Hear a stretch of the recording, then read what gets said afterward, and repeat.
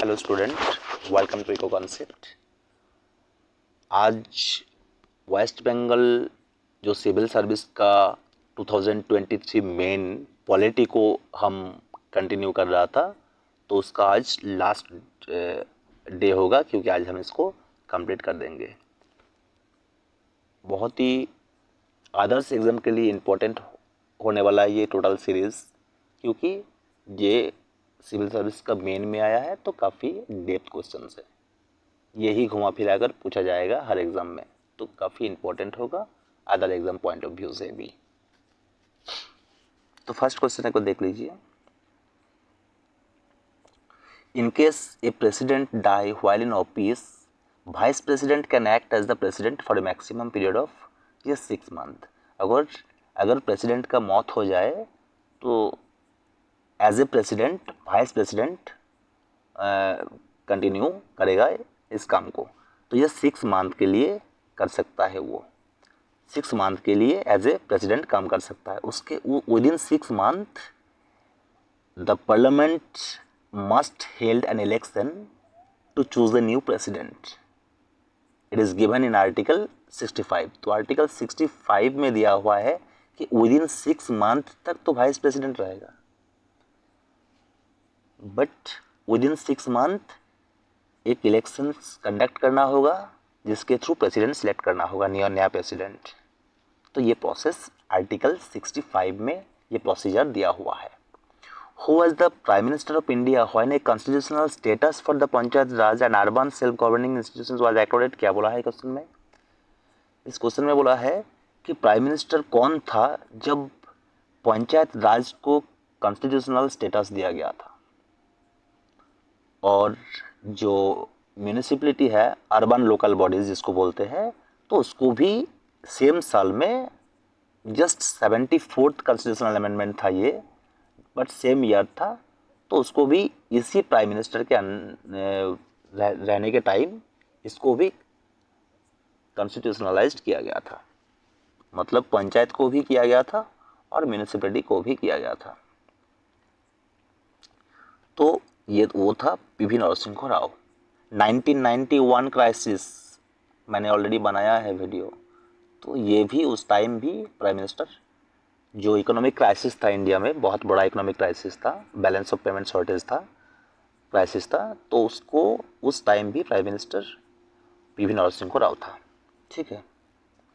The administrative and operational control of the arm force is exercise by the, देखिए administrative and operational control जितना भी arms forces है, मतलब total arms force, जो army हो गया, नेवी हो गया, तीनों जो होता है नेवी, आर्मी एंड एयरफोर्स, तो इन तीनों का जो कमांडर है वो होता है प्रेसिडेंट, बट वो डिफेंस मिनिस्टर के थ्रू करता है। और अभी तो सीडीएम हो गया, सीडीएस जिसको बोलते हैं, chief defence commissioner, chief defence, तो बहुत सारे मिलकर डिसीजन लेता है अभी, तो अभी प्रोसेस अलग है, बट एक्चुअली जो एडमिनिस्ट्रेटिव एंड ऑपरेशनल कंट्रोल है वो प्रेसिडेंट के पास ही है। तो option C is the correct answer. The panchayat system was introduced after the amendment of the constitution. देखिए पंचायत सिस्टम को इंट्रोड्यूस किया गया था 73rd अमेंडमेंट, अभी डिस्कशन किया है इसको। तो 73rd अमेंडमेंट जो 24 अप्रैल को अप्लाइड किया था। ठीक है, अप्रैल को अप्लाइड किया था, तो इसलिए इसको नेशनल पंचायत राज डे भी बोलते हैं, 24 अप्रैल को।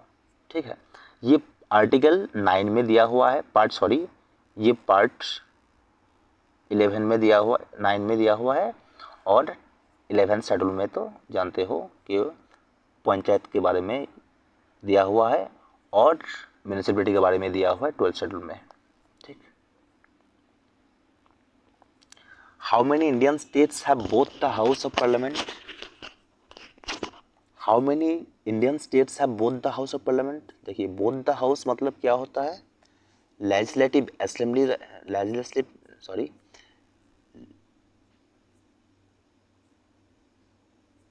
एक मिनट, ये लेजिस्लेटिव असेंबली भी रहेगा और लेजिस्लेटिव काउंसिल भी रहेगा, ये दोनों स्टेट में, मतलब बाइकैमरल सिस्टम।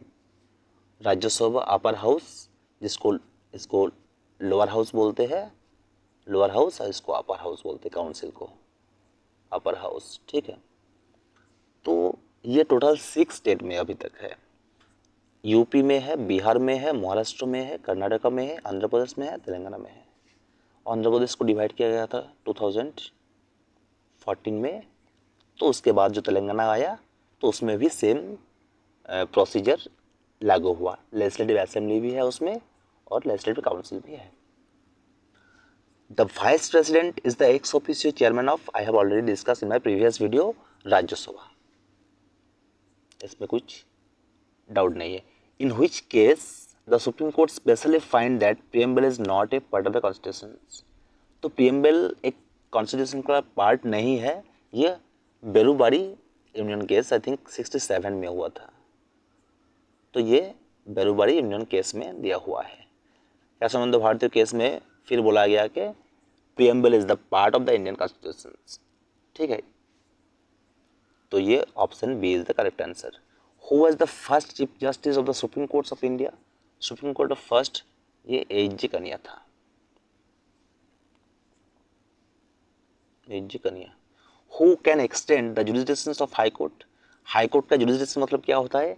जैसे कोलकाता का जो हाई कोर्ट है उसका जुरिसडिक्शन अंडमान निकोबार में भी है। मतलब अंडमान निकोबार में जो भी अगर हाई कोर्ट आएगा उसका जो हाई कोर्ट है वो कलकत्ता का हाई कोर्ट है, ठीक है। तो ये जुरिसडिक्शन घटाना या फिर बढ़ाना तो ये पार्लियामेंट का काम होता है। तो parliament can amend, enact and extend the jurisdiction of high court, ठीक। तो ये this is the option A is the perfect correct answer. A member of the state public service commission can be removed on the ground of misbehaviour only after inquiry has been held by. देखिए ये जो state civil service होता है जैसे state में होता है, तो ये स्टेट पब्लिक सर्विस कमीशन इसको रिमूव करने का प्रोसेस ये एक्चुअल में प्रेसिडेंट करते हैं, बट एक इंक्वायरी होता है वो सुप्रीम कोर्ट में होता है। तो अगर सुप्रीम कोर्ट फाइनल जजमेंट दे दिया तो प्रेसिडेंट उसको निकाल देते हैं, ठीक है। तो ये सुप्रीम कोर्ट का काम है। ये आर्टिकल 370 में क्लॉज ए पर दिया हुआ, क्लॉज 1 पर दिया हुआ है। Dispute between states in India comes to the supreme courts under its. देखिए ये टोटल जुरिसडिक्शंस जितना भी है, एडवाइजरी, एपिलेट, ओरिजिनल, ये सब इम्पोर्टेंट है, ये को देख लीजिएगा, ठीक है। तो अगर स्टेट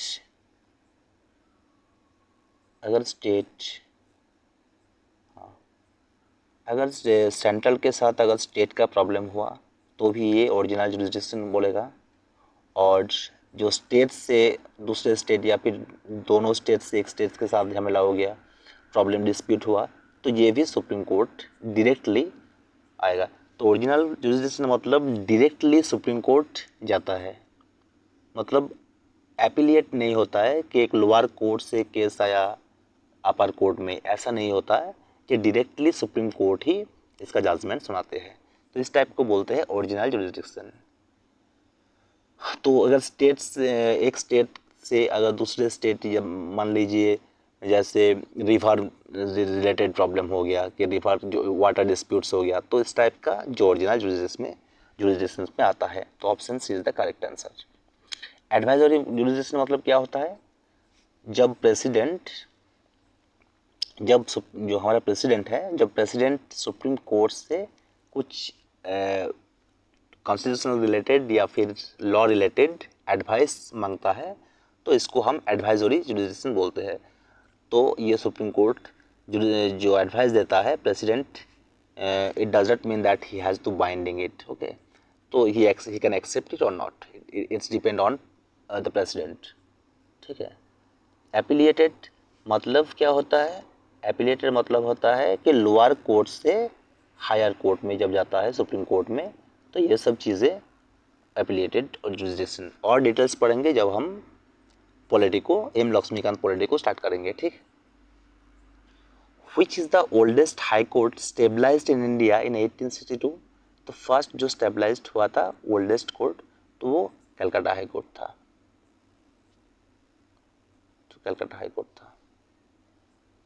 ठीक, option A is the correct answer. Which one of the following high court has the territorial jurisdiction over Andaman and Nicobar Island? वो भी कलकत्ता है, जो मैंने अभी डिस्कशन किया। Option A is the correct answer. Which article lay down that the law declared by the Supreme Court would be binding on all courts in India? तो अगर supreme court ने एक लॉ डिक्लेयर किया है तो वो जितना भी लोअर कोर्ट्स, अदर कोर्ट्स है, हाई कोर्ट्स है, लोअर कोर्ट्स है, डिस्ट्रिक्ट कोर्ट है, तो सबको मानना पड़ेगा, उसको सबको बाइंडिंग है ये कि उसको फॉलो करना होगा। तो आर्टिकल 141 में दिया हुआ है। Option B is the correct answer. Option B is the correct answer. In which case Supreme Court held that any constitutional amendment that take away or abridge a fundamental right conferred by the partnership is void। ये कौन सा जो amendment था इसमें बोला गया था कि फंडामेंटल राइट्स जो है कन्फर्ड बाय द पार्टी, जो आर्टिकल पार्ट। तो in which case Supreme Court held that any constitutional amendment that takes away or abridge a fundamental right conferred by the partnership is void। तो ये supreme court जो constitutional amendment fundamental right को conferred नहीं कर सकता, मतलब ये Golaknath case में बोला गया था। ये गोलोकनाथ केस में मतलब फंडामेंटल राइट को आप चेंज नहीं कर सकते। हाँ, you can change the constitution you can change, but you cannot change the fundamental right। तो ये बोला गया था कि बेसिक स्ट्रक्चर्स को you are not able to change it। तो बेसिक स्ट्रक्चर चेंज नहीं कर सकते, तो ऐसा कुछ बोला था ये Golaknath versus state of Punjab में। Choose the case in which the Supreme Court by a majority ruled that Parliament could amend any part of the Constitution of India, but it could not alter or destroy the basic structure of the Constitution। ये कैसोनाथ भारतीय case में 1973 में बोला गया था कि basic structure को आप चेंज नहीं कर सकते। तो this is option C is the correct answer कि बेसिक स्ट्रक्चर को आप चेंज नहीं कर सकते। Which article laid down that the law declared by the Supreme Courts would be binding on all courts in India? मैंने repeat हो गया question. Option B is the correct answer, article 141। ठीक।